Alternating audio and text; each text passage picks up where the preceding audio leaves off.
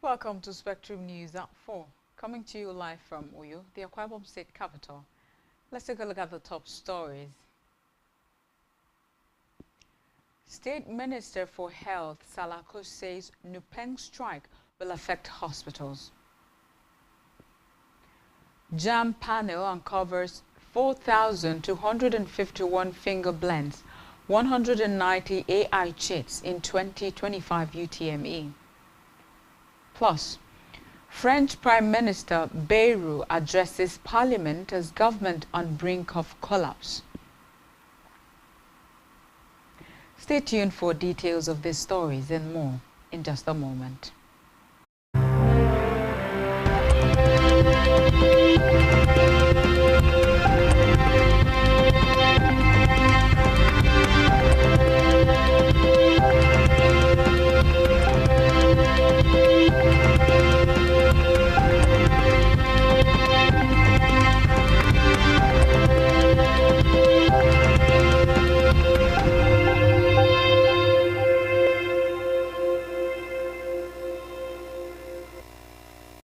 Good afternoon. Many thanks for joining us on the news at this hour.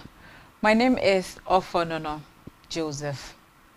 We begin the news this hour from the national scene where the Minister of State for Health, Isaac Salako, has warned that a nationwide strike by the Nigeria Union of Petroleum and Natural Gas Workers, NUPENG, would severely impact hospitals across the country due to their reliance on fuel-powered generators.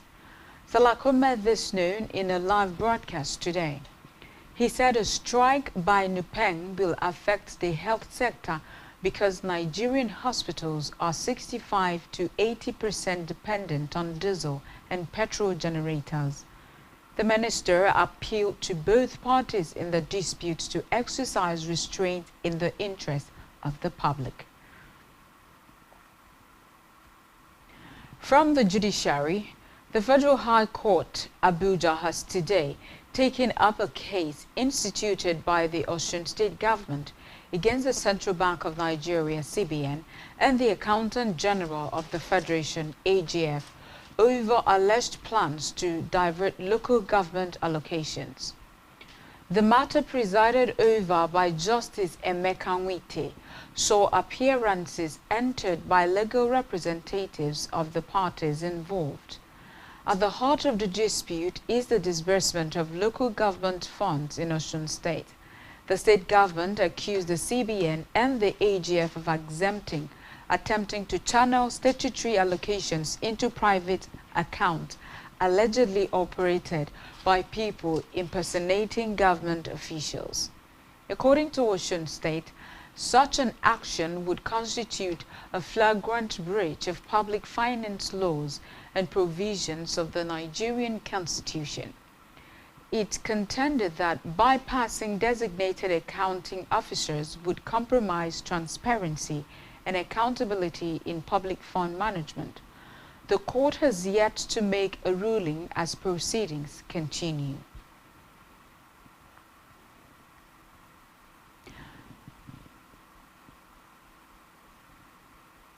Away from that, the federal government has ordered the Nigerian Civil Aviation Authority, NCAA, to sanction any airline that disrupts flights without genuine reasons.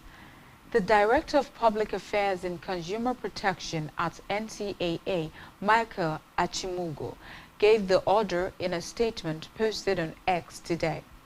Achimugo cautioned that situations where airline staff deliberately abandon passengers and leave NCAA consumer protection officers to deal with angry customers would no longer be tolerated.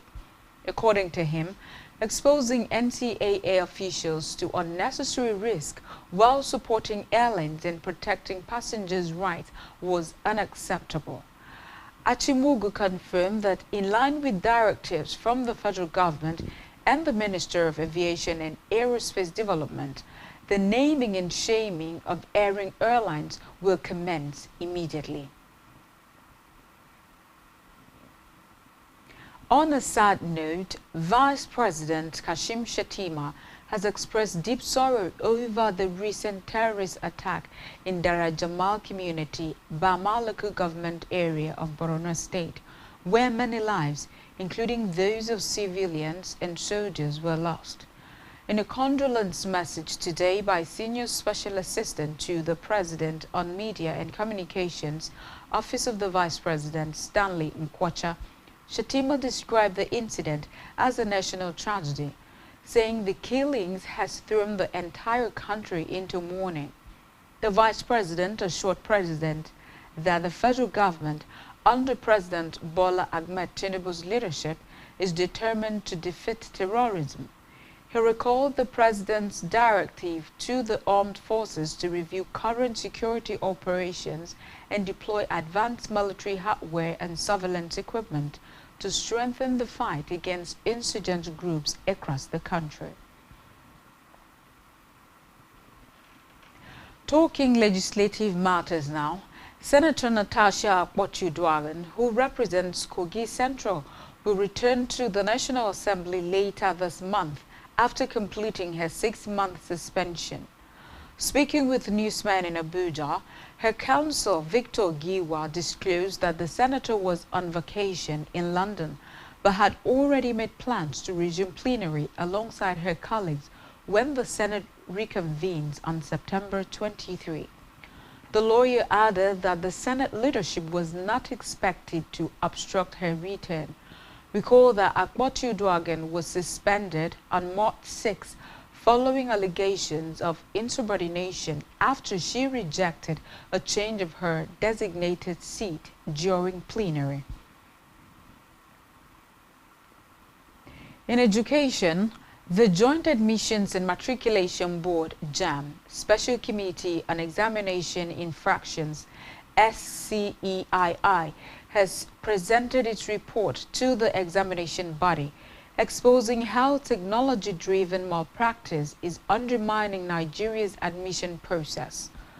Presenting the report in Abuja to the registrar of the board, Professor Ishak Oluyede, chairman of the committee, Jake Ekbele, said the team uncovered 4,251 cases of finger blending and 192 instances of AI-assisted impersonation through image morphing during its investigations into the 2025 Unified Tertiary Matriculation Examination, UTME. Beyond finger blending and artificial intelligence impersonation, the committee stated that it's documented 1,878 false disability claims, first credentials, multiple national identification number NIN registrations, and collusion between candidates and examination syndicates. Ekpele lamented that malpractice has become highly organized, technology-driven, and dangerously normalized.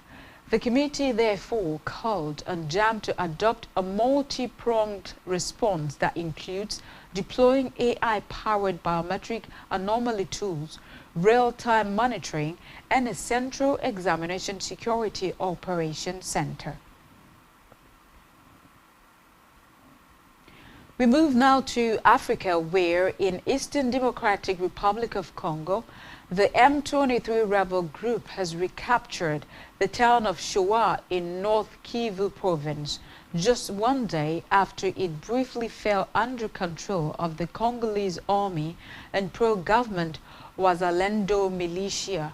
Residents say the rebels launched a surprise offensive early Sunday, forcing the Wazalendo to retreat.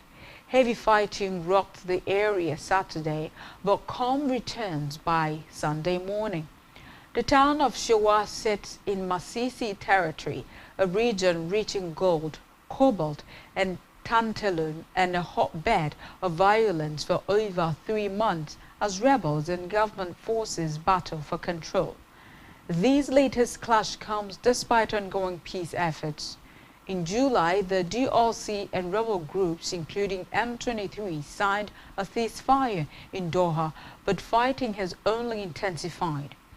Meanwhile, the Congolese government, the UN, and Western nations accuse Rwanda of backing M23, a claim Kigali strongly denies. Still in Africa, the Economic Community of West Africa Lassa Fever International Conference began today in Abidjan, Côte d'Ivoire. The 4-day conference is organized by the West Africa Health Organization. The theme of the conference is Beyond Borders, strengthening regional cooperation to combat Lassa fever and emerging infectious diseases. Building on the first Lassa International Conference held in Abuja in 2019, this second edition will feature plenary sessions, panels, workshops, and research presentations. It will also contribute to a regional roadmap focused on improving access to diagnostic vaccines and coordinated disease control efforts. We move now to the foreign scene, where French Prime Minister François Bayrou is currently addressing Parliament after calling a surprise vote on confidence in himself. He calls the vote a moment of truth as he attempts to push politicians to agree on a way to tackle the country's looming debt crisis. Reports say a vote on Bayrou's future will start from 6 p.m. local time today. Still on the foreign scene, U.S. President Donald Trump has threatened to impose more sanctions on Russia after the Kremlin unleashed its biggest ever aerial barrage at Ukraine. Russian missiles and drones rained down across Ukraine early Sunday, killing 4 people and setting government offices in the capital Kyiv ablaze.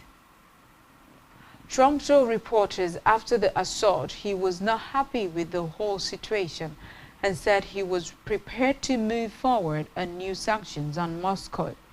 Ukrainian President Volodymyr Zelensky said he was counting on a strong U.S. response. Russia has intensified its onslaught against Ukraine since a meeting between Trump and President Vladimir Putin on August 15 failed to make any breakthrough on a ceasefire. Still to come in the news, Wade to leave Wigan for Union return at Newcastle. Stay tuned for details of this and more stories in a jiffy.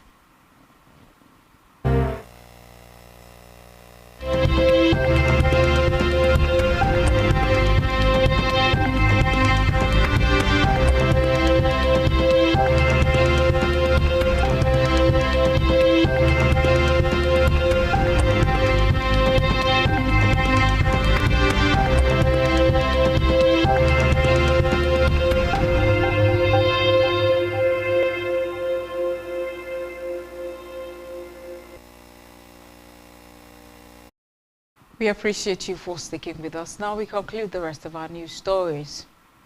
On our business news, the federal government has called on the National Union of Petroleum and Natural Gas Workers, NUPEN, to reconsider its decision to initiate a nationwide strike starting today, September 8, 2025. The dispute centers around the Dangote Group's policy that allegedly restrains its employees from associating unions in the industry. The Minister of Labor and Employment, Mohamed Maigari Dingyadi, made the call in a statement signed by the head of information in the ministry, Patience Onobia. He also appealed to the Nigeria Labour Congress, NLC, to retract the red alert it issues, which urged its affiliate unions to prepare for a nationwide strike in support of the petroleum workers protesting what they describe as the Dangote Group's anti-worker and anti-union practices. The minister stated that with the minister's ongoing intervention in the matter, all unions involved should postpone any plans to disrupt the petroleum sector.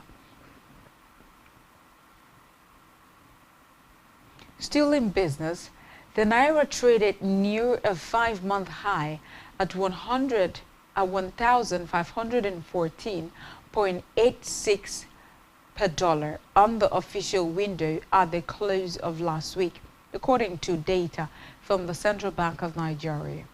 This indicates a strong start to September for the domestic currency, which started the month at 1,526.09 per dollar before closing at 1,514.86 per dollar on Thursday at the Nigerian foreign exchange market. The naira had last strengthened below the 1,515 per dollar mark on March 6 when it closed trading at 1,512.30 per dollar on the NFEM. At the parallel market, it also appreciated, rising to 1,538 per dollar, a 0.02% strengthening. Analysts maintain that the strength of the naira has been supported by improved liquidity and sustained dollar inflows. The Central Bank of Nigeria also intervened in the market to the tune of about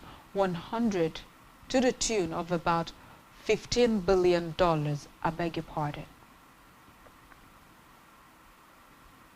In health, the Association of Resident Doctors, Federal Capital Territory, has embarked on the 7-day warning strike.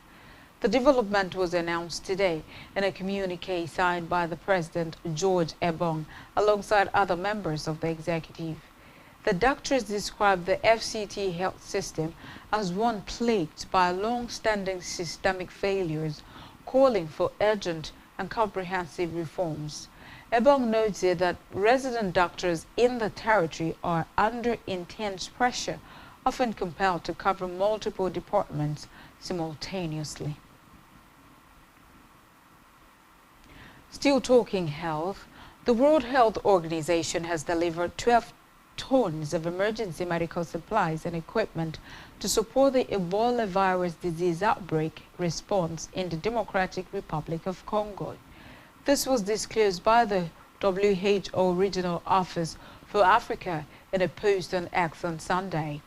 The UN body also noted that frontline responders from the WHO, the Ministry of Public Health, Hygiene and Social Welfare in the DR Congo, and the Africa Centers for Disease Control and Prevention are being vaccinated against Ebola in preparation for deployment in the field, as efforts are intensified to halt the spread of the virus and end the outbreak.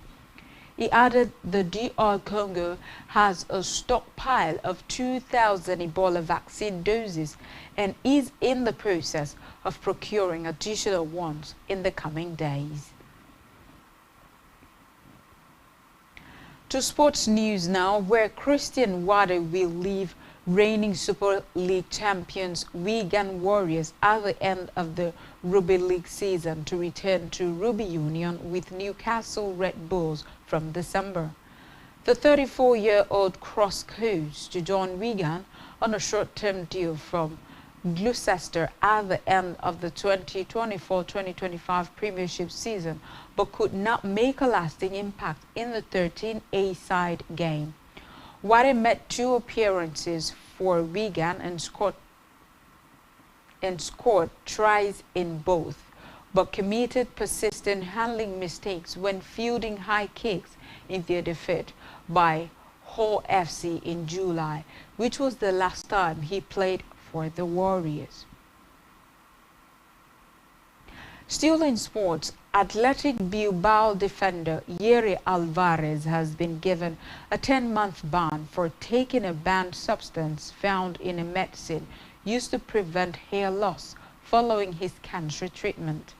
The 30-year-old Spaniard tested positive for canrenon following a 3-0 defeat by Manchester United in the Europa League semi-finals in May. Alvarez, who was diagnosed with testicular cancer in 2016, said he had been taking the medicine as part of his treatment for hair loss ever since. Although UEFA accepted Alvarez's explanation and said he did not intend to take a banned substance, he was found guilty of committing a non-intentional anti-doping rule violation. Given Alvarez accepted a provisional suspension in June, the sanction has been backdated. He will be able to play again from April 2, 2026 and can rejoin training sessions from February 2, 2026. Lastly, in the news this hour, veteran Nigerian comedian Ali Baba has been evicted from his Victoria Island property in Lagos State. He was evicted alongside his company, Zokwemo TV, after a writ of possession signed by the Federal High Court on August 15, 2025. The property was sold to Ali Baba for 220 million naira by the federal government in 2021 through the Assets Management Corporation of Nigeria, AMCON.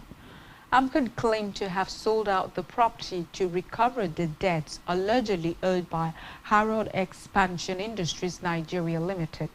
Dismissing AMCON's case, Justice Ambrose Lewis Alagoa, in his ruling on July 31, 2025, said the corporation failed to provide evidence of the alleged debt.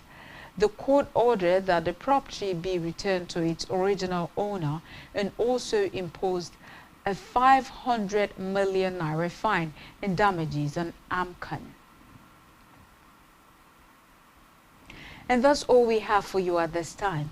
Do ensure to follow us on all our social media handles and subscribe to our YouTube channel, all of which you can find on our website, spectrumtvlive.ng. You have been watching Spectrum News at 4. I am Osun Joseph. Good afternoon and enjoy the rest of your Monday.